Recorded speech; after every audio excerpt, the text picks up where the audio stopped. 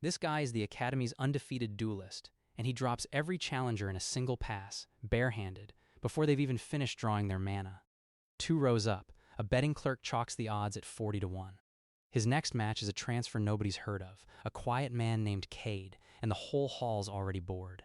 The champion cracks his knuckles once, smiling like the match is already over. But this transfer is wrong in a way none of them can name yet. Cade walks onto the ring without pulling a thread of mana, hands loose, watching the champion like a clock he already knows is slow. The favorite lunges first, flooding the ring with fire, dead certain this ends fast. Our boy doesn't step back. He's already spent 7 quiet days learning exactly how this kid shifts his weight, and one clean tap to the wrist folds the champion like wet paper. A first year in the front row drops her notebook and doesn't lean down for it. The champion's own second, a squat boy named Pell, stares at his fallen captain and forgets to close his mouth. The hall goes silent enough to hear the torches. And here's the part nobody gets yet. Cade didn't come to win a duel. He came to sit 7 days from a man he was paid to kill. Cade helped the champion up like he'd knocked over a chair by accident, said something polite, and walked off the ring. A proctor scratches Cade's name into a ledger meant for nobody. Somewhere in the stands, a boy with a betting slip curses and tears it in half. The crowd wanted a monster and got a man buttoning his cuff. That's when the trouble started, because winning was the exact thing he came here not to do. A killer's whole trade is being no one, and our boy had just been someone in front of 400 witnesses. Later that night, Cade sat on the edge of a hard bunk and did math instead of sleeping. He ran a thumb over an old burn scar on his palm. Somewhere down the hall, a door slammed, and Cade's hand found the knife at his hip before his mind caught up with the sound. Here's how his work actually functions, the only rule that matters in this whole story. Give him 7 unbroken days to study anything. A man, a lock, a warded door, a beast. And he learns its pattern completely enough to end it with a single strike. Break the 7 days, and the count starts over from 0. On the wall, he'd scratched a plain little calendar into the plaster with a knife. The mark leaves this academy in 42 days, on a fixed date nobody could move, and after that he vanishes behind a wall of guards our boy would never crack. So Cade needed 7 clean days sitting near the mark, watching, before that date. He pressed his palm flat against the cold plaster and reminded himself a duel ring was not a job. 42 days on the wall. 7 of them spoken for. And a whole academy about to start spending the rest for him. Come morning, our boy slid into the back of a crowded lecture hall and found the mark 3 rows down. An easy-smiling upperclassman with a name that opened doors, Cassian Vell. A lecturer droned on, 3 minutes into a lesson nobody was listening to. Beside Cade, a nervous first year kept glancing at him, recognizing the name from last night's duel. That's the man. That's the 7 days. The plan was simple and dull, which is how Cade liked things. Sit near him, learn how he breathes, spend the last week of the calendar filling in the pattern, and end it on the road out. But the champion he'd folded was sitting 2 seats away, and he had questions. He leaned over and asked, dead flat, where a nobody transfer learned to move like that. Cade said he'd read a lot of books. Pell, the champion's second, leaned in too. Nobody reads that many books. Cade forced a small, easy laugh and let it pass. The champion did not find that funny. And just like that, a room full of people who should never have looked at our boy twice were all looking at him again. At midday, the story's first real problem walked up in a matching set of 6. The top student clique here ran on rank and grudges and their leader, a broad boy with a family crest and a louder mouth, Garrick Thorne, had heard a transfer embarrassed the school's best. He wanted that corrected in public. He announced a challenge match for the next assessment, loud enough that refusing would have made Cade the coward of the week. Our boy just nodded, because a scene was the one thing he couldn't afford, and now he had one anyway. Garrick grinned like the nod was already a surrender, and told his crew to spread the news before Cade could think better of it. Cade walked away, doing the ugly arithmetic in his head. To end Garrick clean, without a mess, without mana anyone could trace, he'd have to study him. 7 days of watching a loud boy swing a sword. 7 days he did not have to give. He scratched a second mark off the plaster that night and stared at it. 41 days left, and already the calendar was bleeding into a fight he never chose. He wrote Garrick's name on a scrap of paper and pinned it beside the marks, a debt now owed in time instead of coin. So our boy started studying 2 men at once, which is a miserable way to live. At dawn, he watched the marks stretch and gossip by the fountain. By afternoon, he watched Garrick drill in the yard, cataloging the half-beat where the boy dropped his left shoulder before every big swing. He borrowed a groundskeeper's ledger and sketched that shoulder drop in the margins, notes he'd need before the match. Cade doesn't feel much, but he felt the calendar. Every hour spent learning, Garrick was an hour not spent learning Cassian, and the date on the wall did not care which. That evening, a skinny first year with ink-stained fingers dropped into the seat across from Cade uninvited. This is the kid, Toby Fenn, a scholarship boy with no talent to speak of, a mouth that never closed, and one strange knack. He could look at anything built and instantly spot the exact seam where it would break. He'd bet 3 coppers on the transfer in the duel and won a week's meals, and decided that made them partners. He slid half his bread across the table before Cade could refuse it, calling it a partner's cut. Cade told him to find another table. Toby did not, and pulled his chair an inch closer. Toby chattered about everything, which instructors took bribes, which vault under the school nobody was allowed near, which upperclassmen made scholarship kids do their assignments. Our boy filed all of it away without meaning to, because that's just how his head works. Then Toby mentioned, in the same bored breath he'd used to insult the porridge, that Cassian Vell was leaving early, and the whole senior floor was jealous. Cade set his spoon down very carefully. He asked, too casually, which road the senior floor used to leave campus, and Toby answered without noticing he'd been asked anything at all. The kid had just handed him the marked schedule for the price of a shared table. There's a story under this school the staff pretend not to see. A betting den in a dry cellar where a smooth senior called the bookmaker takes coin on every duel and grudge. He'd lost a fortune when the transfer folded the champion, and he wanted it back. So he sent word, throw your next fight, quiet-like, and we're square. The runner delivering the message added, unprompted, that refusing wasn't really a choice that got offered twice down here. Our boy heard the offer and understood immediately that a man who bets on fights would keep making fights until Cade cooperated. He told the runner nothing, only watched him leave, and made a note of which cellar door he'd used. Cade went down to the cellar himself. Torchlight caught chalk tallies on the wall, names and numbers, an economy of other people's bad luck. He told the bookmaker, flat, that he didn't throw fights and didn't take orders. The smooth senior smiled like a man who'd already decided to hurt him and said fights would find the transfer whether he liked it or not, a new challenger every week, all hand-picked, all interruptions. He slid a ledger across the table and tapped a blank line, as if Cade's name already belonged there. Our boy walked back up the stairs having learned the worst thing you can learn in this school. Someone had turned his need for clean days into a business. On the stairs, the nervous runner caught Cade's sleeve and blurted the second problem. Toby Fenn owed the Den 9 gold he could never pay, run up betting on his hero. His hands shook as he said it, like the debt might transfer to him for the telling. The bookmaker meant to collect it out of the kid's hide, publicly, to make a point about who runs this school. Cade asked when, and the runner said market day, in front of everyone. Our boy stood there a moment. He could let the kid learn a hard lesson and save himself the trouble. He did not. He asked the runner Toby's dorm number instead of thanking him, already adding a scholarship boy's debts to his own impossible ledger. Cade needed 9 gold and a way to leash the bookmaker, and the only person here with money and a grudge to spare was the champion he'd humiliated. He found him running drills alone, still favoring the wrist he'd twisted, trying to prove the fold was a fluke.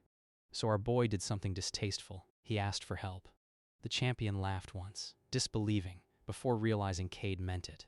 Still sore about the wrist, he named his price. A real spar, no tricks, just to know if the fold was luck, with witnesses this time. Cade agreed to fight the one man he'd already solved, which cost him nothing but pride. And pride, unlike days, our boy had plenty of to burn. In an empty practice hall at dusk, the champion came at Cade with everything he'd been too shocked to use the first time, determined to salvage a name. He'd clearly drilled the opening since their last match, and it showed in how cleanly he closed distance. This time our boy didn't fold him in one tap. He let it run, letting the champion land glancing hits, so the proud kid would feel he'd earned respect instead of pity. One hit caught Cade's ribs hard enough to matter, and he let himself grunt instead of hiding it. Then Cade ended it clean and offered a hand up. The champion took it slower this time, and asked, quietly, how Cade always knew where the next strike was coming from. Cade just shrugged, and the champion decided that was an answer worth keeping around. A man who'd wanted revenge left that hall wanting an ally, worth more than 9 gold. The champion's coin cleared Toby's debt and the champion's name, a name the bookmaker owed money to, put a leash on the whole den. Cade delivered both to the seller personally and told the smooth senior the fights would stop now. The bookmaker glanced at the champion silent in the doorway and did the math on whose favor mattered more. Our boy had turned a rich grudge into a shield and cost himself only a spar he was always going to win. The bookmaker asked, almost politely, whether Cade wanted a cut of the den instead, and Cade said no, he wanted it gone from his sight. 39 days left, and for once he'd solved a problem without spending 7 of them. Toby found Cade after and tried to give back 9 gold he obviously didn't have, cheeks burning, humiliated his hero had paid his debts. He'd brought a chipped pocket knife to offer instead, the only thing of value he owned. Our boy told him to stop talking and just not gamble on anything ever again. The kid nodded fast enough to rattle his own teeth and swore off dice, cards, and coin flips like a man backing away from a cliff edge, even offering to swear it on the founder's statue, which told Cade exactly how scared he still was. Then, in the same breath, he offered to pay it off by copying assignments or spying on seniors. Anything useful. Cade almost said no. Instead, he looked at a boy who'd do anything to matter and heard the first quiet click of a plan. The bookmaker's fights had stopped, but grudges at this school breed on their own. 2 mornings later, a fire-adept girl blocked Cade on a narrow stairwell, a proud senior called the Flame Adept, who'd been the champion's second best until the transfer rearranged the rankings. She'd decided beating the nobody would put her back on top, and she attacked without a word of warning, a wall of flame filling the stairs. A first-year hauling laundry dropped his basket and bolted for the landing below, screaming for a proctor. Our boy had never studied her. Not a single day. And there was nowhere on a stairwell to run. The heat alone pressed the breath out of him before she'd even finished her first breath. This is where the rule bites, and I want you to feel it. Cade can end anything he studied for 7 days, but the Flame Adept was a stranger, and a stranger is just a person he might lose to. So he didn't try to win. He gave ground up the stairs, reading her rhythm on the fly, catching the tell where she inhaled before each burst, blunting the fire with angles instead of power. Somewhere below, the fleeing first-year's shouts had drawn a knot of students to the stairwell mouth, and now there were witnesses to a fight he'd never wanted seen. He took a scorch across the shoulder that matched the scar on his knuckles. His sleeve caught for half a second before he beat it out against the stone. And he survived a fight he had no right to survive. At the top of the stairs, our boy trapped the Flame Adept's wrist mid-inhale, the one moment he'd learned in 90 terrified seconds, and held it until the fire guttered out. He didn't hurt her. He just let her feel how completely a man with no talent and no plan had still solved her on the spot. Her free hand trembled once, the only crack in a composure she'd spent years building. The Flame Adept stared, her whole ranking-obsessed worldview cracking. Behind her, the small crowd on the stairs had gone dead silent, and one of them was already whispering the word transfer to another. Then she asked the question everyone here eventually asks. Who are you? And Cade, walking away with a burned shoulder, gave his usual answer of nothing at all. The Flame Adept didn't take the loss the way Garrick did, all rage and cousins.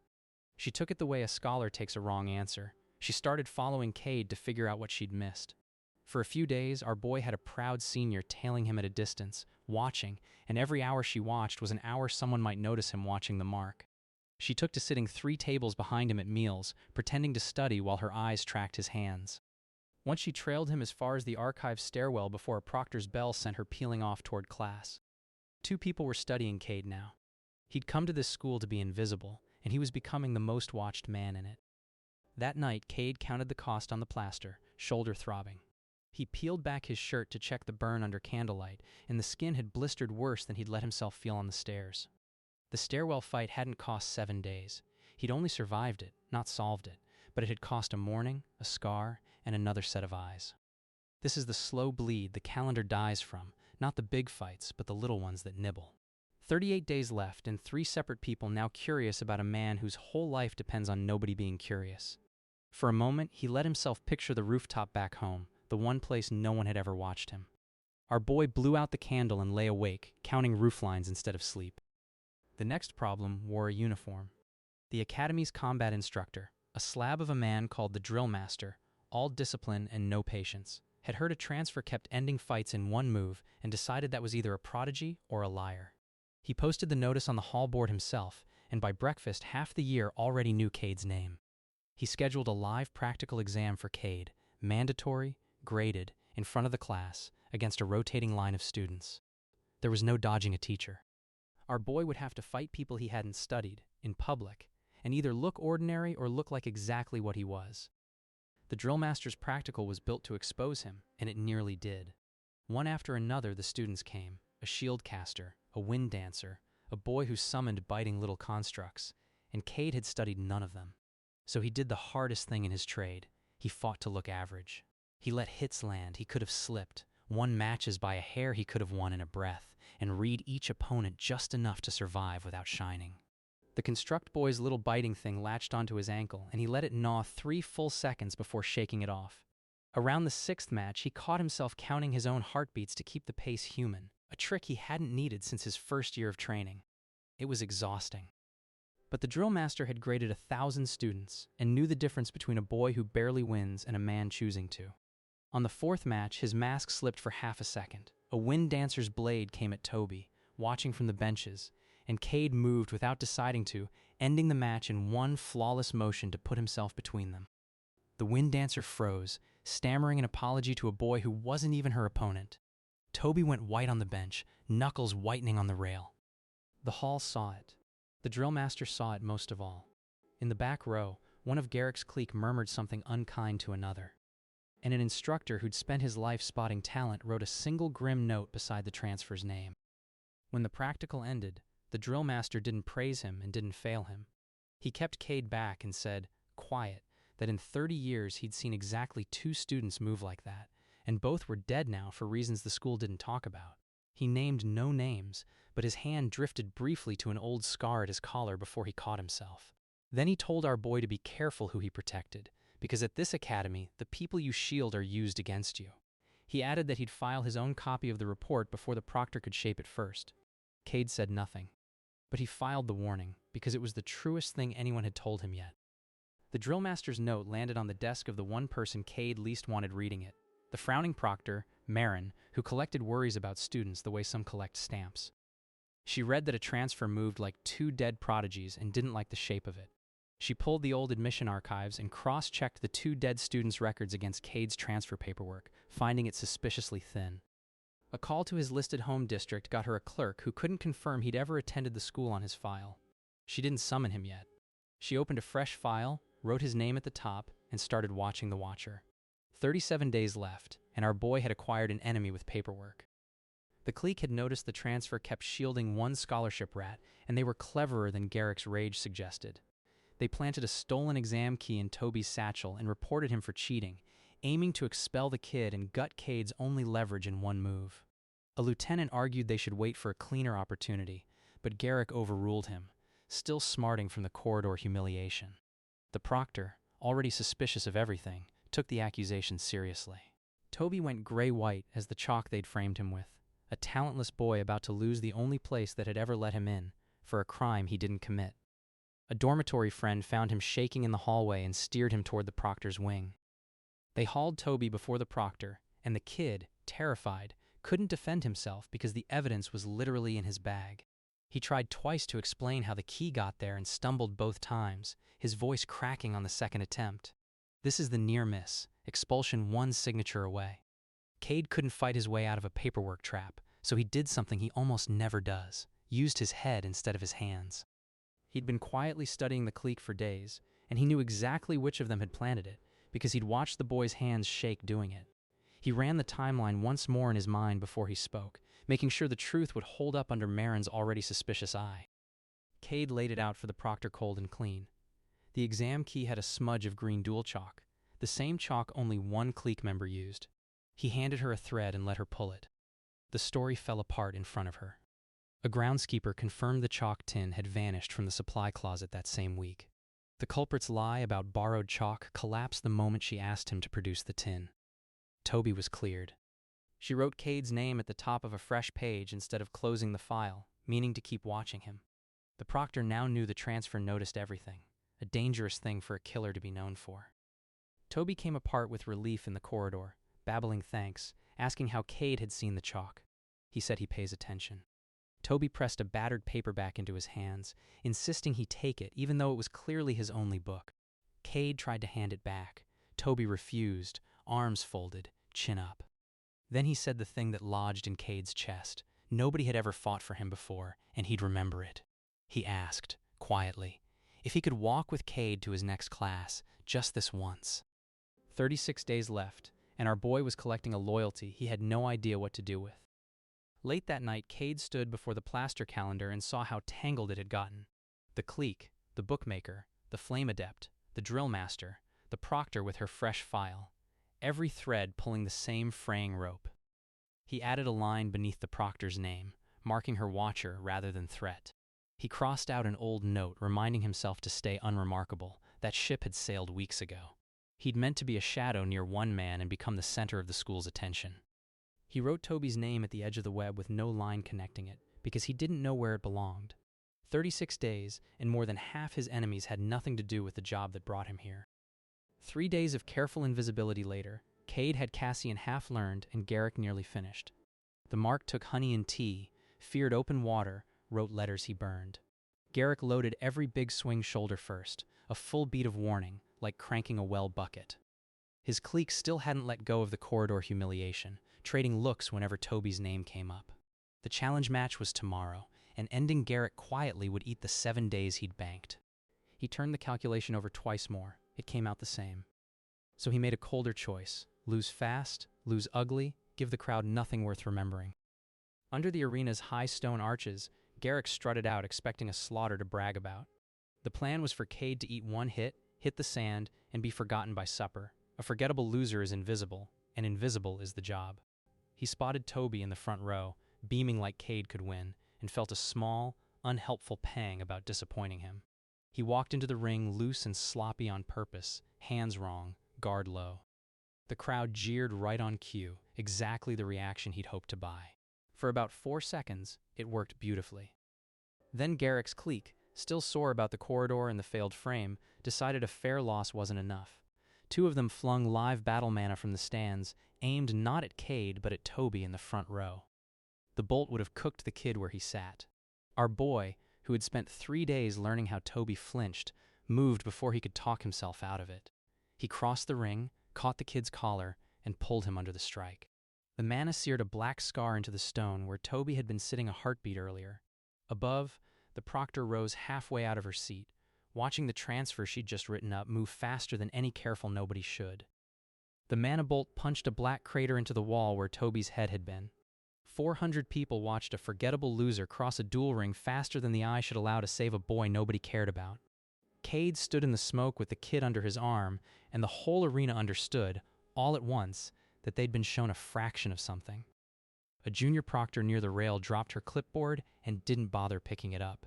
Somewhere in the upper tier, a bell that should have called the next match simply failed to ring, the timekeeper too stunned to strike it. So much for losing quietly. So much for anything about this being quiet. Garrick, robbed of his win and upstaged by a rescue, lost what little sense he had. His vision went red and he charged. No telegraph this time, pride overriding form. A friend at the rail shouted for him to stand down and got shoved aside for the trouble. This was the escalation, the antagonist refusing to fold on the first pass. Cade sighed, because now the fight was real, and the 7 bank days were about to come due, whether he wanted them or not. He slipped the wild swing, hooked the loud boy's ankle, and dropped him flat on his back in the sand. Garrick tried to rise and found a single knuckle pressed to a nerve under his jaw, the one spot our boy had watched him leave open for 3 days. Cade didn't crush it. He just held it, the whole arena frozen, and let the boy feel exactly how thoroughly he'd been solved. Somewhere behind the barrier, a first-year vomited from pure adrenaline and had to be walked out by a friend. Then he stepped off and let Garrick breathe. Study spent. 7 days gone off the calendar in one afternoon. 33 days left, and the loud boy would remember this longer than his own name. As Cade walked out, one person in the stands wasn't gasping or cheering. A lean upperclassman with pale eyes and a notebook sat very still, writing. This is the rival, Ren Sable, top of the senior class, the kind of mind that takes a puzzle apart just to prove it can. She hadn't watched the fight. She'd watched Cade's feet, his breathing, the exact half-second he chose the kid over the win. Beside her, a classmate asked what she was scribbling, and she didn't answer, only turned the page so he couldn't see it. And she underlined something twice. That night, Toby found our boy on the stairs and tried to thank him and apologize in the same breathless run-on. Cade told him to stop existing so loudly. Toby's hands were shaking hard enough that the folded paper nearly slipped down the stairwell before he caught it. But the kid pressed a folded scrap into his hand, a copied duty roster he'd swiped from the proctor's office, the senior floor's full schedule, Cassian Vell's every movement for the coming month. He admitted, almost proudly, that he'd lifted it while delivering ink orders and no one had noticed the missing page. Toby thought he was paying back a debt.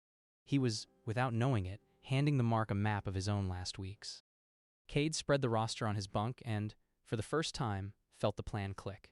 There it was in ink, the Mark's habits, his warded study hours, the exact fixed date of his departure. He circled 3 names on the margin, minor staff whose absences would make the final window easier to slip through unseen. 7 clean days lived inside that schedule, right at the end, if nothing else went wrong. Our boy scratched the tally down to 32 and let himself feel something close to hope, which is always exactly when this genre kicks you in the teeth. Because the next morning, the staff got involved for real. The frowning proctor, Marin, had reviewed the arena footage and did not like what she saw. A transfer moving like that, appearing from nowhere with paperwork just a little too clean, noticing chalk no one else noticed. She smelled it. She pulled a second proctor into the room and had him watch the footage twice before either of them spoke. She didn't accuse him. She did something worse and quieter. She rewrote the timetable, moved Cade's classes off the senior floor entirely, and put a full building between our boy and his Mark. Cade read the amended schedule pinned to the board and knew he'd been outplayed by a woman with a pen. Every hour he'd meant to spend near Cassian was now booked in remedial sessions with the Academy's failures.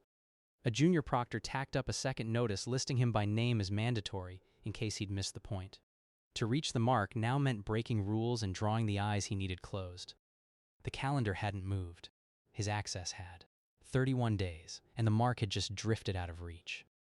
So our boy sat in the remedial hall that afternoon among the Academy's genuine failures and studied the proctor instead. A boy 2 seats over got his knuckles rapped for dozing, and Cade noted how long Marin's attention lingered before it moved on. She was the lock on the door now. Learn her patrol, her habits, the 10 minutes her frown pointed elsewhere, and he could slip past her to the Mark. He started a second mental ledger that afternoon, just for her, separate from the one on Cassian. 7 more days the calendar couldn't spare, spent buying back a door she'd closed for free. Toby, failing enough classes to land in the remedial hall himself, lit up at the sight of his hero and started narrating the proctor's whole life, that she ate alone, that she'd been passed over for headmaster twice, that she guarded the sealed vault under the school like a firstborn. He mentioned, almost as an afterthought, that she'd once caught a 3rd year climbing the cloister wall and had him expelled by morning. Cade filed it and asked him to repeat the part about the vault. Then the kid said the thing that mattered. The proctor walked the east cloister at dusk, alone, same route, every day. 10 free minutes, handed over for a copper's worth of gossip. At dusk, Cade shadowed the east cloister from the roofline, patient and blank. Halfway through, the proctor stopped, laid a white flower on a worn plaque, and stood there a while. A dead student, years old, a name she visited every evening. He made out 3 letters of the carved name before wind forced him back. He didn't care about her grief. He cared that grief was a habit, and habits are doors. A second shadow crossed the far end of the cloister as she turned to leave, gone before he could place it. He marked the 10-minute window and slipped away before the light died. He got back to find his door unlocked and a folded page on his pillow he hadn't left there. Neat handwriting, no name. You spend 7 days on everything before you kill it. I've spent 4 on you. He checked the window latch, then the loose floorboard where he kept nothing incriminating, both untouched. Someone in this school had reverse engineered the one rule his life depended on. He held the page to the lamp looking for a hidden watermark and found none. The rival wasn't guessing. She was counting, same as he counted, and she was 3 days from finishing him. This should scare you on our boy's behalf. His whole edge is that no one knows the rule. The moment someone learns he needs 7 uninterrupted days, all they need do is interrupt him, pick a fight on day 6, again and again, and reset him forever. He ran the numbers on a scrap of paper, counting every day he could afford to lose and still make the 30-day mark, and the margin was thinner than he liked. The rival had turned his own method into a leash. She hadn't left the note to warn him. She'd left it to watch what a solved man does next. He burned the page over the wash basin, unwilling to let even her handwriting linger. 30 days left, and the clock now ran both ways. Cade found the rival the next day in the deepest stacks, where she'd built a fort of stolen rosters and duel records, all his. Ren didn't flinch when he sat down. She slid over a page. His arena timing, his corridor rescue, the champion fold, mapped to a 7-day rhythm she'd caught. A second page followed, annotated in 3 inks, as if she'd revised her theory of him 3 times before committing to it. She wanted to know who he really was. Our boy gave her the truest lie he had, that he was just a student who studied hard. She wrote that down too, underlined hard, then tapped it twice, like a place she meant to come back to. Then the rival turned a note into a knife. She told Cade she'd been interrupting his study on purpose all week. Sudden questions in the hall, a flame adept she'd quietly pointed his way, small collisions timed to break his count. She listed them off her fingers like a merchant totaling a bill she expected him to pay. She wanted to see if the rule was real. It was every interruption reset something in his rhythm, and she'd watched him restart from 0 each time. The flame adept had cost her a favor to arrange, she admitted, without a flicker of guilt. She hadn't hunted his secret. She'd tested it on his living calendar and proven it worked. Then she folded her hands and let the silence argue the rest. Cade sat with the fact that a stranger had been sabotaging the one thing keeping his whole job alive and felt genuine danger. The rival laid out her terms with a scholar's flat calm. She'd stop the interruptions if he taught her the method, because her mind wanted the technique more than the takedown. She'd already drafted a schedule for their first lesson, as though his agreement were a formality left to catch up. Refuse, and she'd break his count until the mark walked free on schedule. The threat sat bare on the table, unsoftened by apology. Our boy told her he'd think about it, which is what he says when the answer is no, and he can't say no yet. She smiled like she'd already heard that answer and had a counter ready. That night, Cade counted what the rival's experiment had taken.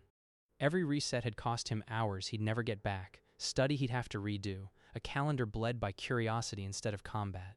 He laid the losses out on the floor in torn scraps, 1 for each stolen hour, until the pile looked like a small grave. 29 days left, and his careful lead on the mark had shrunk to almost nothing. He caught himself checking the door twice, half expecting her to have followed him even here. The worst enemy in this school wasn't the one with a sword or the pen. It was the one clever enough to use his own rule against him, and she'd only just started. He swept the scraps into his palm and burned them rather than leave a record of how close she'd come. Slipping toward the mark's floor that night, Cade took a wrong turn to dodge a patrol and found himself before the thing Toby kept mentioning, the sealed vault under the school. A door of black iron, wrapped in wards so old and layered they hummed. He pressed 2 fingers to the stone beside it and felt the hum answer back, too deliberate to be accidental. Whatever the academy locked down here, it terrified them into building a wall a killer couldn't read at a glance. A draft came from beneath the seam, carrying a mineral cold that didn't belong to any cellar he'd ever robbed. Our boy filed the door away and moved on. He didn't know yet that his whole calendar would die in front of it. He reached Cassian Vell's study during the proctor's 10-minute flower window and did nothing at all. Just sat in the dark and watched a man he'd been paid to erase. The mark burned another letter and stared at the ash a long time, a soft man carrying something heavy. Before the ash cooled, Vell pressed his palm flat against the desk, steadying himself against a memory only he could see. Cade doesn't do sympathy. He does patterns, and the mark's pattern was fear. He noted the exact minute the proctor's bell would ring again, filing it beside the letter and the ash as one more fixed point in the man's day. 7 clean nights like this and the road out would be enough. 29 days left, and for once, one of them had gone exactly to plan. But the more our boy watched, the stranger the mark got. Cassian Vell wasn't leaving early for glory. He was leaving early because he was running from something inside the school, and the burned letters were pleas he couldn't send. A target who's already terrified is a target who bolts, and a bolt would cost Cade every clean day he'd banked. So he added a new problem to the pile: keep the mark calm enough to stay killable. He started charting which corridors Cassian avoided, and noticed the boy flinched hard at any mention of the coastal road. One evening, he left a bowl of stew outside the mark's door and told himself it was tradecraft, not kindness. The job had just started managing the feelings of the man it meant to end. Meanwhile, Garrick had not taken his humbling well, and neither had his family crest. Word came that the loud boy's older cousin, a genuine graduate knight with real rank, was riding in to settle the family's honor. This is the antagonist churn, one face beaten, a bigger one dealt off the deck. Toby delivered the news in a panic, sure Cade would be expelled or killed, listing the cousin's tournament wins in a rising voice, as if reciting them might delay the man's arrival. Our boy just asked when the cousin arrived, already scratching a fresh 7-day debt into a calendar that had none to give. He asked which gate the man would ride through, too, already picturing the angle he'd need to watch it from. Before the cousin arrived, the school threw one of its stiff senior banquets, and the Mark was required to attend, which meant Cade needed to be in that hall too, watching. The Flame Adept, still circling him, got him in as her +1 out of pure curiosity about what the transfer would do, arriving in a gown the color of banked coals and warning him not to embarrass her in front of the seniors. A steward pressed a glass of pale wine into his hand before he'd taken 3 steps into the hall. So our boy spent an evening in a bright hall of silver and status, invisible in plain sight, tracking one frightened man across a crowded floor while pretending to care about wine. 28 days left, and he'd never felt more exposed than in a room where everyone was smiling. At the banquet, the Mark got cornered by 2 smug seniors from one of the old families who clearly knew his secret and enjoyed watching him sweat. They spoke in soft threats about duty and what happens if you leave, and Cassian Vell went gray and shaking. One of the seniors flicked a signet ring against his glass as he spoke, and Cassian's eyes fixed on it like it might strike him. Cade read the whole exchange from across the hall without hearing a word, the Mark's hands, the senior's ease, the fear passing between them like a coin. He caught the family crest, stamped into that ring, and filed it away next to the 2 new faces. Someone powerful wanted the Mark gone or broken, and they were tightening the screw in public. Our boy filed 2 new faces and a very bad feeling. Then the rival appeared at Cade's elbow with 2 glasses, reading the same room he was. Ren murmured that she'd noticed him noticing the Mark for weeks, and asked, light as anything, whether the transfer's whole life revolved around one soft senior. She wondered aloud if he had a sister back home who'd taught him to lie so smoothly, and he said nothing. Our boy said the wine was terrible and walked her toward a window, away from ears. She let him, amused, filing his deflection as data, and let the silence stretch a beat longer than comfortable before smiling like she'd won something. 2 of the sharpest minds in the Empire stood at a banquet trading nothing and learning everything, and only one of them was pretending to enjoy the music. Cade left the banquet with more enemies than he'd walked in with, which was fast becoming a habit. Old families squeezing the Mark, the rival mapping his rhythm, the Flame Adept one sharp question from the truth, the cousin knight closer by the hour. Back in his room, he added the ring's crest to the wall beside the calendar, a 5th thread pulling at the same knot. 28 days on the wall, and our boy lay awake, ranking the people who wanted him dead like items on a grocery list. Somewhere down the hall, Toby was still awake too, pacing off nerves that weren't even his own.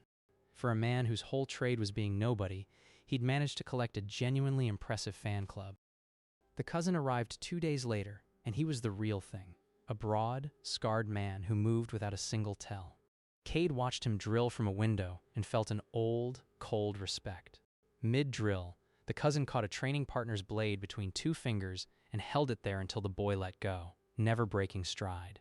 This one couldn't be solved in a glance. He'd cost the full 7 days, and there was no losing quietly to a knight sent to make a point. At the fence, the kid tried to copy the cousin's stance and nearly caught an elbow to the face, and Cade hauled him back before the man even turned. 27 days left, and half of them already had someone else's name on them. That night he laid it all out on the scratched plaster like a general losing a war. 7 days owed to the cousin. 10 minutes a day stolen past the proctor. The rival counting toward his secret. The Mark twitching toward the exit. And the kid, always the kid, in the wrong place with the wrong friends. He started a second list ranking every name by how much blood it could cost him, and the kid's name kept climbing back to the top, no matter how many times he wrote it to the bottom. He drafted a message to his handler asking for a single extra week, then burned it before he finished the second line, already knowing what silence he'd get back. He needed 34 days of study, and the calendar held 27. The math had stopped working, and Cade knew it. Down in the town below the school, Cade's handler had already started hedging his bets, and word leaked back up the hill. A quiet bounty on a transfer student who'd been getting difficult. The first taker was a lean, grinning student for hire called the Bounty Boy, enrolled at the academy for exactly this kind of work. He didn't care about grudges or rank, only coin, and the transfer's face was worth a lot of it. A tavern keeper who'd fed Cade cheap information for months looked away when he passed the counter that morning. The first sign that trust in the lower town was cracking. 2 stable hands were already taking side bets on how many days the Bounty Boy would need, and neither number was flattering. 26 days left, and now someone on campus was hunting Cade for money. The Bounty Boy was smart enough to catch him where witnesses wouldn't help, deep in the library stacks, at night. He'd rigged the aisle with snare glyphs, tight and layered, the kind that spoke of real coins spent on a real enchanter. Partway down the aisle, a night shift librarian nearly wandered into the kill zone, reshelving a cart, and Cade caught her wrist and steered her toward the far door before she knew what she'd almost walked into.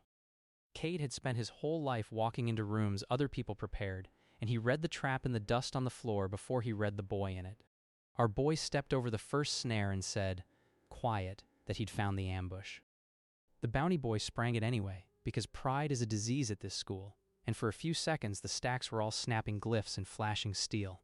One wild glyph burst scorched a shelf of ledgers black, one more thing Cade would have to explain if anyone came looking in the morning. He hadn't studied this stranger. One more fight he could only survive, not win. Midway through, the bounty boy switched from blade to a thrown knife, and that single change of rhythm let Cade finally read him whole. He walked him into his own snares and left him tangled there, humiliated and alive. He didn't kill him. A body draws inspectors, and inspectors draw exactly the eyes he needed shut. 25 days left, and the bleed went on. Before he left, Cade crouched by the tangled bounty boy and gave him a message for whoever paid, that the next hunter should bring 7 days and a will. It wasn't a boast, it was the literal truth, delivered flat as a grocery list. The whisper that went back down the hill wasn't, the transfer is difficult anymore. It was the transfer is something else, precisely the reputation a killer spends his life avoiding. In his rush to talk his way loose, the bounty boy let slip the name of the go-between who'd posted the coin, a detail he clearly hadn't meant to give away. Cade filed the name next to the handlers on the same mental page, one more thread in a rope already too crowded. He climbed back to his room, having won and lost in the same breath. The rival was folded onto his windowsill like she'd been paying rent there for months, and she'd already heard about the library. Ren told him a bounty meant someone off campus wanted him gone, meaning the transfer was here for something worth killing over, and she was closer than ever to naming it. She noticed the fresh callus over his knuckle scar and asked, offhand, whether the cousin had already come looking for a fight. Cade said nothing, and she filed the silence away instead of pushing. Then she offered, again, her cold bargain, the method for the truth. Our boy looked at the one person who could protect his calendar and the one most likely to destroy it, and understood they were the same girl. She paused at the door, telling him a cousin's pride was worse than a stranger's contract, because pride doesn't stop when it's losing. 25 days, and he still hadn't decided which she'd be. The cousin didn't wait for a formal match. He caught Cade in the east cloister at dusk, right below the proctor's flower window, and attacked without a word, testing whether the transfer was worth the family's outrage. Our boy had only studied him for 2 days, not 7. For the first time since the stairwell, Cade fought someone he hadn't fully solved, and it showed. He bled. He gave ground. A clay flower plaque cracked under a wild step, scattering soil across the flagstones. Above, a lamp in the proctor's window flickered on, drawn by the noise. Her dusk root was about to turn the corner. The cousin's blade opened a line across Cade's forearm, twinned to the old scar on his knuckles, and our boy realized he could not win this clean on 2 days of study. So he did the assassin's real trick nobody claps for. He didn't win, he survived. He hooked his boot through the fallen plaque's shards to buy half a second, and the cousin stumbled on the same debris chasing him. He read enough of the night mid-fight to blunt him, turning a killing into a draw, and broke away into the dark just as the proctor's footsteps arrived. Behind him, the cousin spat a promise this wasn't finished. 24 days left, and Cade limped away, having spent blood to keep from spending the whole calendar. There was a second cost to that fight. The proctor found the scorched cloister and the broken plaque, and changed her route. She crouched over the clay, matching boot scuffs to 2 separate strides before writing something into her ledger. The 10 free minutes Cade had spent 7 days learning to slip through vanished overnight, replaced by a doubled patrol. Worse, she posted a standing lamp at the cloister's mouth, erasing the shadow he'd once used to time her passing. He'd bought his life with blood and paid for it with a door he'd already picked once. 24 days, and the calendar hadn't just failed to refill, it had clawed days back. Toby found him bleeding on the bunk and, for once, shut up and wrapped the arm with shaking hands, fumbling the knot twice before it held. The kid was in over his head and knew it now, and he asked, quiet, what Cade had actually come to this school to do. Our boy looked at the scared, loyal, useless boy who'd handed him a map and taken a mana bolt for it, and told him the first soft thing he'd said in years, that some questions cost more than the answer's worth. Toby didn't push. He tied off the bandage and stayed, later setting a cup of water on the sill unasked, like an offering he didn't understand the rules of. The next morning, the proctor summoned Cade and laid two things on her desk: the arena footage and the medical record of a cousin knight found half-solved and furious in the cloister. A junior proctor had pinned a formal complaint from the cousin's family to the wall behind her, its wax seal still warm. She still couldn't prove what he was. But she told him, flat, that she'd buried one dangerous student under this school already, years ago, and would not do it twice. She'd expel him first. Campus guards would now walk the dormitory halls after curfew, starting that night. Our boy heard the grief under the threat and understood the flower. The lock on his door was a woman who'd lost someone to exactly the kind of thing he was. Cade didn't defend himself, because defenses invite investigation. He just asked the proctor one question: whether the thing she'd buried under the school was still down there behind the black iron door. Her hand drifted to a small iron key at her belt, then dropped away like it had touched a flame. Her face went white, then hard, and she told him to never speak of the vault again. So there it was. The sealed vault wasn't storage. It was a grave for something the Academy couldn't kill and couldn't free. Outside, Cade heard two guards mutter about doubling patrols near the old chapel wing and tucked that away beside 23 days and a bad feeling. The rival, now nominally circling his side, dug up what the staff had buried. She pulled a brittle newspaper clipping, dated 11 years back, reporting only a vague, tragic accident. A student here had awakened something during a forbidden practical, a bound horror the wards could hold but never destroy. One instructor died sealing it, and that name was on the proctor's flower plaque. The dead instructor's relatives had twice petitioned to have the wing demolished and been refused both times. Cade felt the shape of the whole school rearrange around him. The mark, the calendar, the vault, none of it was as separate as he'd hoped. Then Ren dropped the piece that changed the job. The senior Cade was shadowing, Cassian Vell, the terrified man burning letters, was the student who'd awakened the thing in the first place. Ren produced a scrap of a half-burned letter, salvaged from the hearth, naming a courier route out through the old quarry gate. That's why he was fleeing early, and why powerful people wanted him gone before he could talk.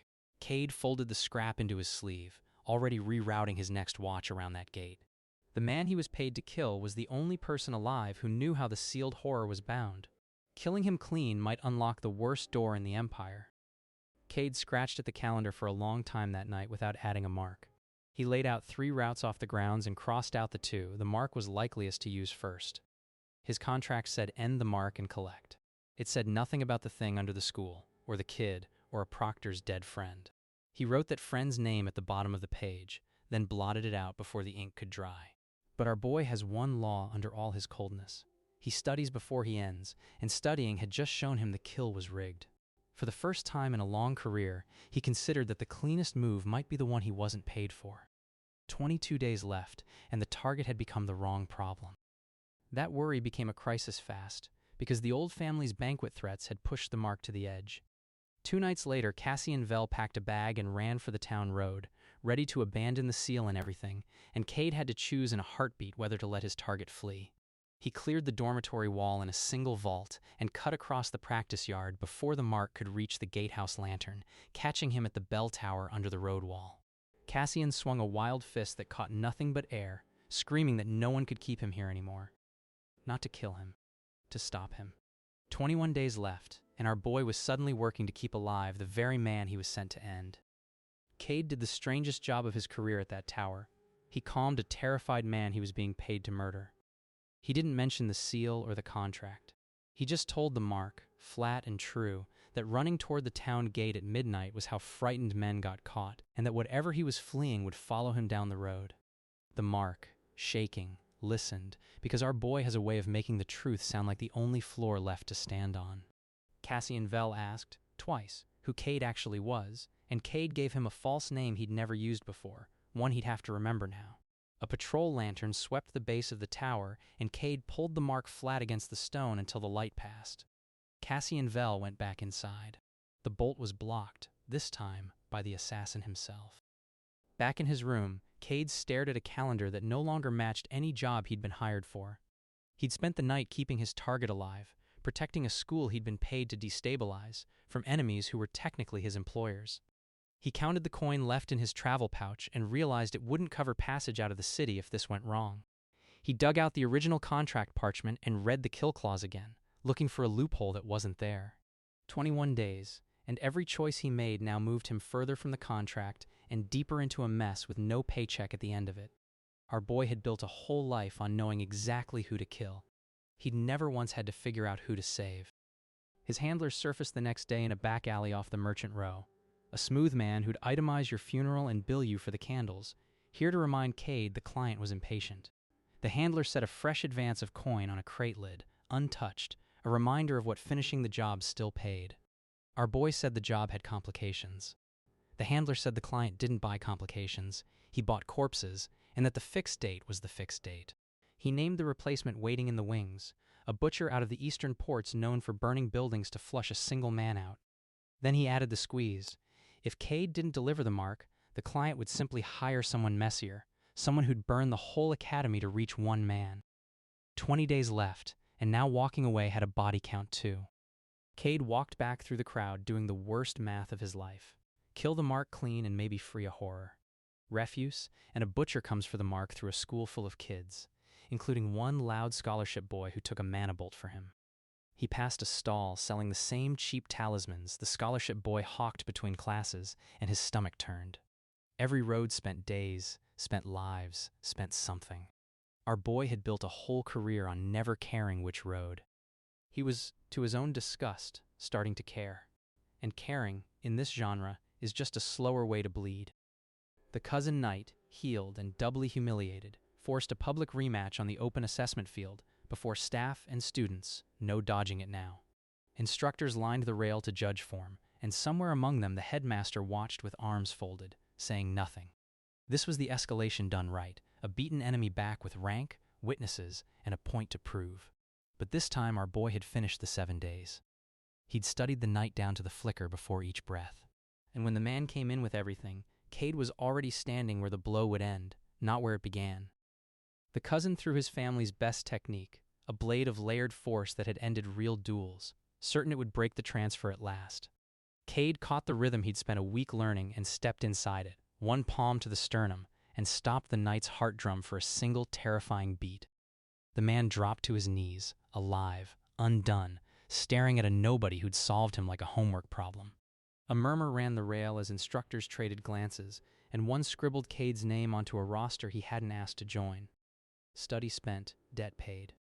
19 days left, and the academy had just watched a transfer humble, a graduate knight without drawing a weapon. The trouble with winning is that everyone remembers it. By dusk, the entire academy knew the transfer's name, and half of them were afraid of it. Cassian Vell heard about it too, and a terrified man who learns a monster enrolled in his class moved his departure up. A clerk was already stamping his travel papers 3 days ahead of schedule when Cade walked past the window. Cassian canceled his last 2 exams outright, telling the proctor he couldn't sit in a room with people he no longer trusted. The fixed date our boy had built everything around cracked, and the calendar he couldn't refill suddenly had fewer squares than he'd counted. The 7 clean days at the end of the plan had just started sliding toward now. In the crowd, the rival watched the cousin kneel and finally closed her notebook for good. Ren had all the pieces now. The 7-day rule, the mark, the vault, the bounty, and instead of selling him out, she made a colder, more interesting choice. She stepped in beside Cade as the field emptied and said she was done studying him from a distance. Whatever he was really here to do, she wanted to see the end of it, up close, because it was the best puzzle she'd ever found. Cade studied her face for the lie he expected and didn't find one. She offered her hand, plain and steady, and after a long moment he shook it once and let go. Our boy had just gained the one ally who scared him. Cade came back to his room, looked at the scratched plaster, and pressed the knife point through the whole neat grid. The mark was leaving in 9 days now, not 19. He needed 7 clean and had 9 dirty, contested, watched days to find them in. And a butcher was coming, and a horror was sleeping, and a kid was sitting on his floor asking if he was okay. The kid asked if the knife was for the wall or for someone else, and Cade didn't answer fast enough for it to sound like nothing. He crouched down anyway and told the kid to go back to the dormitory before curfew found them both. Our boy said nothing more. He just started studying faster, which is the one thing the rule doesn't allow, and he knew it. The rival caught the change in him instantly, because she'd made a study of him too. Ren told him plainly that a man can't rush the 7 days. She'd tested it herself and knew a broken count starts at 0, no matter how badly he needs it not to. She described what it had cost her the first time she pushed past the 4th day too fast. Then she asked the question our boy had been dodging. "What happens," she said, "if you run out of days before you finish the one that matters?" Cade didn't answer. He turned a page he wasn't reading, just to have somewhere to put his hands. The answer was a corpse, and he wasn't sure whose anymore. That night, past the proctor's doubled patrol, Cade broke his own rule and did the thing killers never do. He spoke to the mark. He stepped out of the dark and told Cassian Vel that men were coming to kill him and burn the school to do it. Cassian's hand shook so badly he knocked a cup from the desk, and neither of them moved to catch it. The mark asked why a stranger would warn him. Our boy said he was studying the problem. The mark, half mad with fear, whispered the thing he'd burned 100 letters trying to say, that the seal on the vault was failing, and only he could hold it. And there it was, the deadline under all the deadlines. The mark wasn't just fleeing danger. He was fleeing a duty he couldn't survive, because holding the seal was killing him slowly, and he'd rather run than die for a school that hated him. Cade asked how long he had left if he stayed, and Cassian admitted he didn't know anymore, only that the headaches had started arriving hourly. If he left, the wards under the black iron door would slip. If Cade killed him, they'd slip faster. Either way, the horror stirred. Something shifted its weight below the floorboards for the first time in years, and Cade felt it more than heard it. 8 days left, and every version of the plan now ended with something clawing out of the dark. Our boy lay awake and, for the first time, sorted his 7 remaining clean days by a question that wasn't the contract. He could spend them learning to kill the mark. He could spend them learning to hold the seal the mark couldn't. He could spend them learning to save one loud scholarship boy when the school came apart. 3 roads, 7 days, 1 calendar. He got up and marked the plaster with 3 scratches, 1 for each road, so the choice would still be there in daylight. He counted the scratches twice, as if a 4th might appear on its own. Cade is a man who has spent his whole life certain of the target. For the first time, he didn't know which door was the one he was supposed to open. The next day, in the remedial hall, Toby did something that rearranged the board.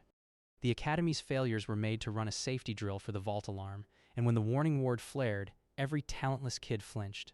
Except Toby, who read the ward's flaw out loud without thinking, plain as reading a street sign. A second-year monitor laughed at him for it, certain the boy was just guessing. The proctor went pale.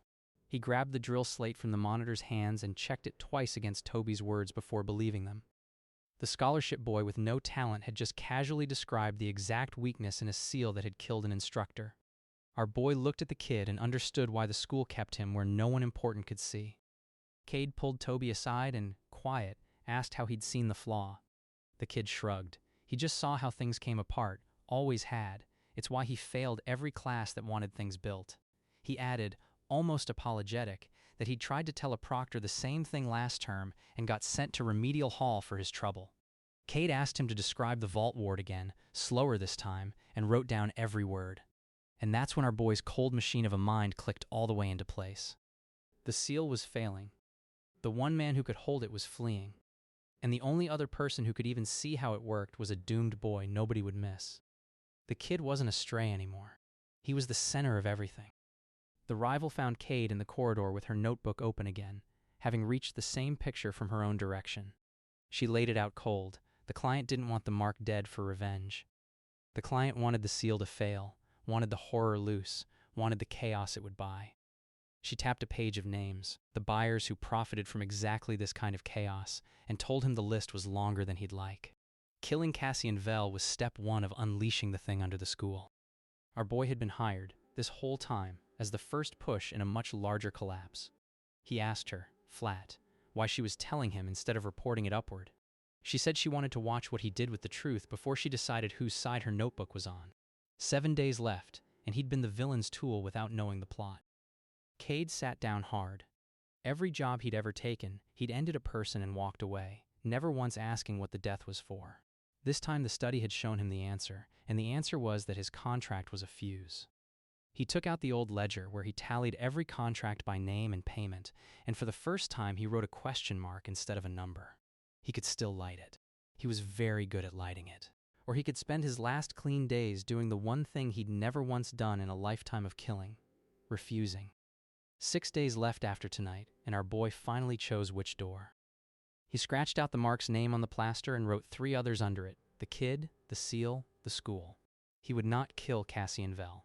He'd spend his final 7 days learning to hold what the mark couldn't, so no one had to die to keep the door shut. He said the plan aloud once, to no one, just to hear whether it sounded like a man who might survive it. It didn't, and he decided to do it anyway. It was the worst professional decision of his life, and he knew it. The client would send the butcher. The handler would call it betrayal. And our boy, the Empire's first name for ending things, chose for once to keep one closed. Cade met the handler one last time and said the word he'd never said before: no. The smooth man's smile didn't move, which was worse than if it had. The contract had passed to another hand tonight, someone who wouldn't fuss about a school full of children, and Cade had just made himself a target on the same list as the mark. He set a folded slip of paper on the crate, an address Cade hadn't asked for, where the old contract's paperwork would burn by morning. Then he walked into the crowd. A stall boy asked Cade if the man was a friend, and Cade said no, not anymore. 6 days left, and Cade had traded a paycheck for a countdown with his own name on it. The replacement came the next dusk, and he did not knock. A hulking contract killer with burn-scarred hands walked the front gate like he owned it and put 2 guards on the ground without slowing. One, a young recruit named Pharaoh, took a blow meant to maim and would spend the week in the infirmary instead of the grave. This was the worst face yet, a man hired to make the seal fail by any mess necessary. Cade watched from a high window, feeling old respect curdle into new dread. Toby, pale beside him, asked if that was what waited for all of them, and Cade had no honest answer. He had 6 days to learn a monster he'd need in 1. The math was, again, impossible. So our boy did the only thing a man with no days left can do. He made the butcher spend time instead of studying him. Cade led the killer through the academy's dark halls, never fighting, only reading, stealing a fragment of pattern with every near miss. At the 3rd turn, he baited the man into the old lecture hall, let a bench take the blow meant for his spine, and learned exactly how much force lived in that scarred arm. A locked door bought him 10 seconds, and he spent them counting the butcher's breaths between strikes. He couldn't beat the butcher yet. He could only cost him a night and survive it. By dawn, Cade had 1 day of study on a man he'd need 7 for, and 5 days left before the seal came due. For the first time in his life, our boy stopped trying to do it alone because the math forced it. He laid the whole horror out for the rival and the kid on his floor. Ren would hunt the seal's mechanism she'd half decoded. Toby would read the flaw only he could see. Ren pinned a torn map of the vault level to the wall, marking 3 choke points in red ink where the butcher would have to slow. Toby, hands shaking, volunteered to carry a warning bell to the lower halls himself, and Cade let him. And Cade would buy them the days with his body, 1 near miss at a time. 3 people who should never have shared a room, holding a school together with study, string, and a scratched-up wall. 5 days left, and the plan had become a team. Then a 4th pair of hands arrived, unasked. The champion Cade had folded and befriended, tracked him down, having heard a scarred killer was stalking the halls, and offered to help for a debt and a grudge against men who hurt kids. Our boy almost refused. Every extra person was another day to spend protecting. The champion set his own terms anyway. Swearing on his dead brother's name, he'd hold the vault stairs, even if Cade ordered him off. Cade looked at the honest fool who'd chosen loyalty over revenge and gave him one job: keep the students clear of the vault level when it all went wrong. The champion answered by dragging a training dummy into the hall and starting drills on the spot, as if the fight were already tonight. 5 days, and the team had a wall. Cade did the second thing he never does. He told the truth to an enemy. He walked into the proctor's office and said, flat, that the seal was failing, that a killer was inside her walls, and that the man she'd loved had died holding a door about to open again. Marin's hand went to the flower on her desk. She rose without a word and locked the office door herself, as if the truth needed containing. She could expel him, arrest him, or believe him. Our boy gave her nothing but the truth and let the grief argue for him. She asked one question only, whether the man she'd loved had suffered, and Cade lied about that single detail to spare her. 5 days, and he'd bet his life on a woman with a red pen. The proctor believed him, because grief recognizes its own shape. She unlocked a drawer and showed Cade the truth the school buried. The seal wasn't machinery. It was a living binding that needed a mind to hold its shape, and it had been eating Cassian Vel for years. She'd known, and let it, to protect everyone else. She pulled Cassian's medical intake from 3 years back and set it on the desk like evidence. Cade asked how long Cassian had left, and she named a number low enough to make a hired killer flinch. Now she had a killer, a genius, a doomed boy, and a champion offering another way. The champion offered to stand watch outside the vault door starting that hour. She accepted and wrote his name into the academy roster. 4 days left, and the lock on the door became an ally. But terror doesn't wait for plans. Cassian Vel learned the butcher was inside the walls and finally broke. He ran for the gate that night, seal be damned, choosing his own survival over the school's. A night guard at the east gate took an elbow to the throat, trying to stop him. The instant Cassian's mind left the binding, the black iron door under the academy groaned. Below, the seal's runes guttered from gold to sick gray, one ward failing after another. Cade felt the wards slip through the soles of his boots before anyone said a word. The countdown he'd managed in days collapsed into hours. 4 days on the wall, and none of them on the calendar anymore. Cade caught the fleeing mark in the outer yard, not to kill him now, but to stop him leaving. Cassian tried to vault a low wall. Cade hauled him back by the collar before he cleared it. Cassian wept, said he'd given enough, that he couldn't hold the thing another day without it eating the last of him. You don't know what it feels like, he spat, and Cade admitted, plainly, that he didn't. A groundskeeper's lantern swung past, and both went still until it passed. Then Cade, the man paid to end this exact person, said the last thing anyone expected, that no one had to hold it alone anymore. He didn't have the mark's 7 days of trust. He had one desperate night and a kid who could read a broken seal like a clock face. He'd have to make that enough. Then the butcher found them, drawn by the failing wards like a shark to blood, and the night turned into a running fight through the deep halls. Cade's 1 day of study on the man wasn't enough. A scarred fist to the ribs put him through a wall, glass from a display case raining across the corridor. The mark froze in terror. The rival dragged him clear, breaking 2 of the butcher's fingers, wrenching him off first. A fire alarm began ringing behind them, triggered by wreckage no one would explain until morning. Spitting blood on the vault-level floor, Cade understood the sealed door was 10 steps away, and the horror behind it was already awake enough to laugh. 3 days left, and the finale had started early. Here the champion earned his place in the story. As students, drawn by the noise, spilled toward the vault level, the folded fool planted himself in the corridor and turned them all back, roaring about a gas leak, a drill, anything. Buying Cade the space he needed with the one thing he had, a name people listened to. One first year refused to turn back until he physically lifted her and set her the other way. The butcher tried to cut through him. He took a cut across the forearm, blocking a blow meant for Cade's spine. The champion, who'd lost to Cade twice, held a monster off a hallway full of kids for 90 furious seconds. When his legs buckled, 2 teachers arrived just in time to drag the last students clear. It wasn't enough to win. It was enough to matter. They spilled into the vault chamber, all of them, and the black iron door was weeping light through cracks that hadn't been there a day ago. Whatever the academy buried was pushing out, a shape of too many limbs and a voice like a building, settling, tasting freedom for the first time in years. A support beam near the entrance groaned and dropped a curtain of dust onto the black door. 2 of the academy guards who had followed them down abandoned their posts and bolted back up the stairwell without a word. The proctor arrived with wards blazing and the mark half collapsed, and the butcher came through the doorway behind them, unbothered, here to make sure the thing got fully loose. This was the room the whole story had been walking toward, and no one in it had 7 days to spare. Cade took stock the only way he knows how, cold and fast, and the numbers were merciless. The horror needed a mind to reseal it, and the only trained mind, the mark, was seconds from dying of it. The proctor's ward lines flickered twice before steadying, buying the room perhaps another minute of borrowed time. A torch bracket on the far wall snapped loose and clattered across the stones, and nobody so much as turned toward the sound. The kid could see the flaw, but couldn't hold the binding. The butcher would kill anyone who tried, and our boy had exactly 1 clean day of study banked, enough to end one thing, perfectly, if he chose it now and never took it back. 1 strike. 1 target. He finally had to pick. He spent part of it on the butcher. Cade had been reading the man for a night and a chase and a broken rib, and in the chaos of the failing seal he found the flicker he needed, the half-beat where the scarred killer loaded his weight. The butcher's blade opened a shallow line across Cade's forearm, a heartbeat before the killing stroke landed. Toby flinched hard at the crack of bone and pressed himself flat against the vault wall. Our boy stepped into it and ended the fight the way he ends everything, One perfect strike, no wasted motion, the Empire's first name doing his true work at last. The butcher folded.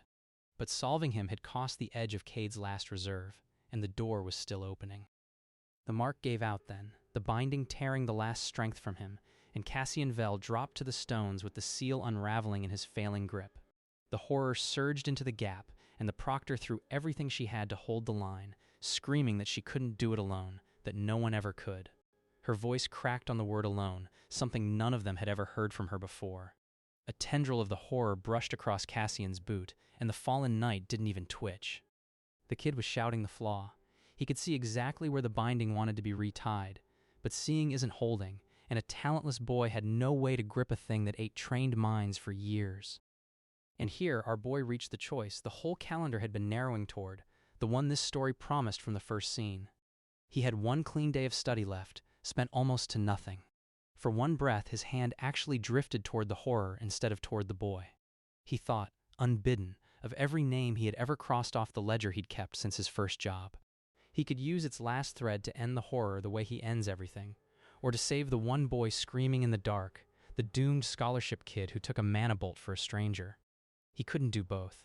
Cade, who has never once chosen the person over the target, looked at the kid and chose the kid. He spent the 7th day on Toby. Every hour our boy had ever quietly banked studying how the kid moved, flinched, and thought. Weeks of accidental attention collapsed into one impossible act. Cade didn't just pull the boy from the horror's reach. He held the kid steady inside the failing seal and let Toby do the one thing only Toby could. Read the flaw and speak the binding true, a talentless boy retying a knot that had killed a knight. Toby's voice shook on the first syllable of the binding before it steadied into something sure. The horror's mass strained once against the closing seal and then thinned away into nothing. Our boy became the hands so the kid could be the eyes, and the black door slammed shut. The wards flared and held. The horror's voice cut off mid-laugh. Cassian Vel. The mark, the man Cade was paid to kill, was still breathing, saved by the door closing without his death. The proctor sank against the wall by a flower she'd finally earned, pressing 2 fingers to the pedal like she needed proof it was real. The kid stared at his own hands, a thin line of the horror's dust still on his knuckles, and wouldn't wipe it off. Below the stones, a second ward chime rang and faded, the vault settling into whatever silence came after almost dying. Our boy stood in the dust, having spent his last clean day on a rescue instead of a kill. He counted the exits from old habit, then realized he had nowhere left to run. Everything he'd built the calendar around was gone, and the target was still alive. "Here's the price," stated Plain. To end the mark, Cade needed 7 uninterrupted days studying him. He'd burned them one fight at a time, and the last one had gone to a boy in the dark. He'd reached 6. 6 days learned of a 7-day kill. He ran the tally again anyway, hoping the number would move. It didn't. 1 day short, forever, on the one man he was sent to end. And Cassian Vel walked out of that vault alive because our boy chose a rescue over the final square on the wall. Past the gates, a courier who didn't yet know the contract had failed was already saddling a horse to collect payment that would never come. Our boy went back to his room, sat on the hard bunk, and looked at the plaster grid he'd carved his plan into. The mark's name was still there, crossed out and rewritten and crossed out again. He traced the last line with a thumbnail until plaster dust came away white under his nail. 6 days of study, banked and useless, because Cade would sooner start over than take back the boy he saved. The contract was unpaid.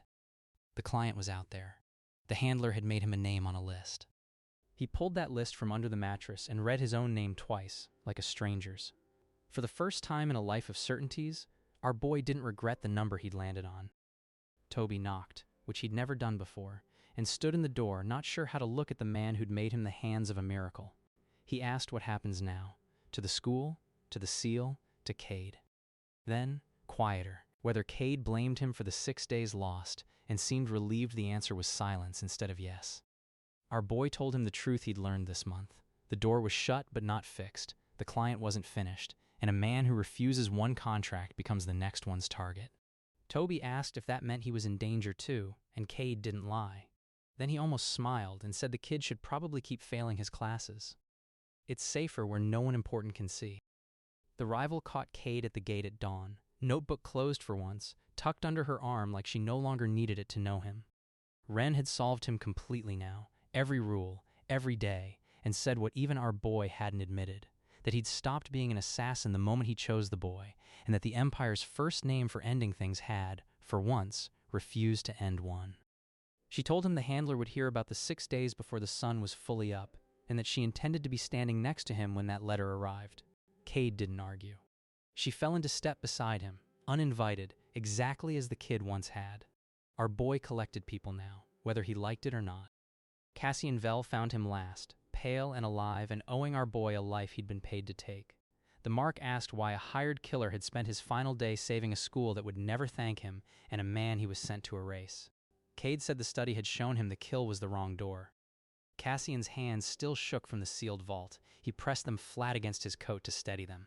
He drew out a folded ledger page, the one piece of paper that could clear his name of the contract that sent him here, and set it in Cade's palm unasked, a debt paid in the only currency he had left. Then he told the Mark to hold the seal now that he wasn't holding it alone. The Mark nodded like a man who might live.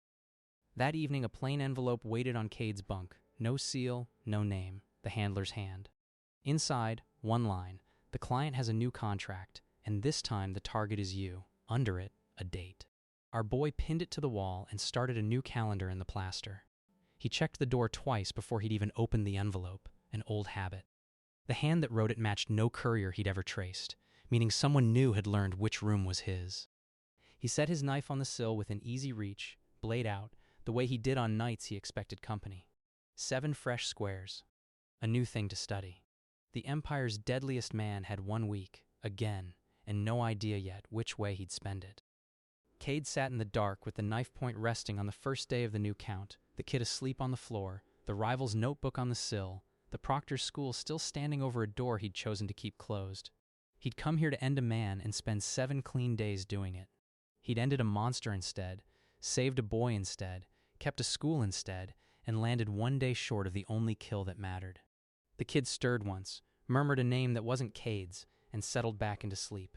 Cade waited until the boy's breathing evened before he let his own shoulders drop, just an inch. He set Cassian's ledger page beside the notebook, one more debt to weigh once morning came. Now the Empire's worst was aimed at his back, and our boy had something behind him worth turning around to guard. He pressed the knife in and started counting.